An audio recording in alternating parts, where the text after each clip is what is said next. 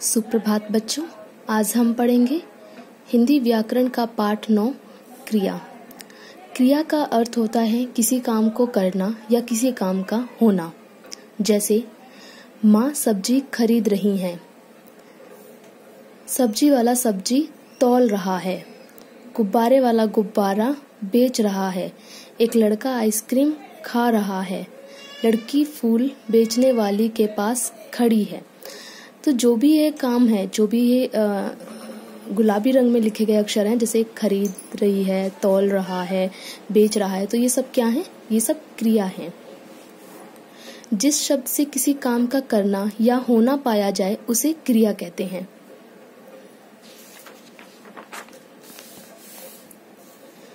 क्रिया के बिना वाक्य अधूरे होते हैं। जैसे राहुल पुस्तक। अगर हम सिर्फ राहुल पुस्तक 2 शब्दों को पढ़ें तो हमें नहीं पता चलता कि राहुल पुस्तक को पढ़ रहा है या राहुल पुस्तक को फाड़ रहा है या राहुल पुस्तक को कहीं पे रख रहा है। अगर हम यहाँ पे लिख दें पढ़ रहा है, जैसे कि यहाँ पे लिखा हुआ है राहुल पुस्तक पढ़ रहा है, तो हमें वाक्य पूरा समझ आता है कि इसमें राहुल पुस्तक पढ़ रहा है। ठीक है, इसीलिए क्रिया के बिना, मतलब जो क्रिया है, अगर हम वो न लिखें तो हमें वाक्य का अर्थ नहीं समझ आएगा। जैसे पिताजी पत्र। अगर हम खाली पिताजी पत्र तक पढ़ें तो हमें नहीं समझ आता कि पिताजी पत्र को लिख रहे हैं, पढ़ रहे हैं या फाड़ रहे हैं।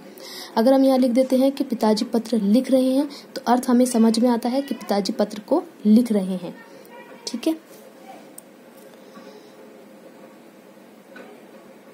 तो जिन शब्दों का हमने प्रयोग किया, पढ़ रहा है, लिख रहे हैं, जैसे राहुल पुस्तक पढ़ रहा है, पिताजी पत्र लिख रहे हैं, तो जो ये रंगीन शब्दों का हमने प्रयोग किया है ऊपर के वाक्यों में, इन्हें क्या कहते हैं? इन्हें क्रिया शब्द कहते हैं।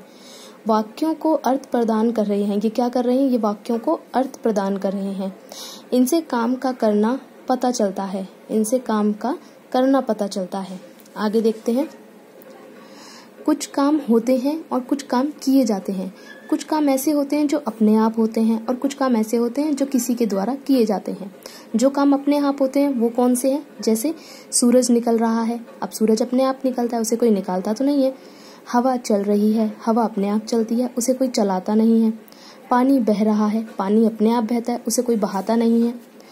अब ये वो काम है, ये वो वाक्य हैं जिनमें काम किसी के द्वारा किए जा रहा है। मतलब कोई काम है, जो कुछ काम ऐसे होते हैं जो किसी के द्वारा किए जाते हैं। जैसे पिताजी अखबार पढ़ रहे हैं, अब अखबार पढ़ने का काम पिताजी के द्वारा किया जा रहा है। माताजी खाना बना रही हैं, अब खाना बनाने का काम माताजी के द्वारा किया जा रहा है। संगीता झाड़ू लगा रही है, तो झाड़ू लगाने का काम किसके द्वारा किया जा रहा है? संगीता के द्वारा। तो ये वो काम है जो किसी के द्वारा किए जा रहे हैं। अब हम कुछ क्रियाएं देख लेते हैं। जैसे खेलना, खाना, पढ़ना, दौड़ना, हंसना, रोना, ये सब क्या है? ये क्रिया है।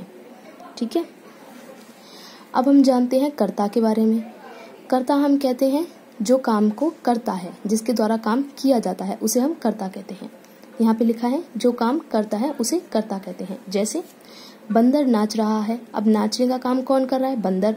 तो यहाँ पे कर्ता कौन हुआ? बंदर। आगे देखते हैं। धोबी कपड़े धो रहा है, अब कपड़े धोने का काम किसके द्वारा किया जा रहा है? धोबी के द्वारा। तो यहाँ पे कर्ता कौन है? धोबी। ठीक है, तो ये पाठ हमने पूरा पढ़ लिया। अब आप इसका अभ्यास बड़े आसानी से कर सकते हैं, आपको कोई परेशानी नहीं होगी।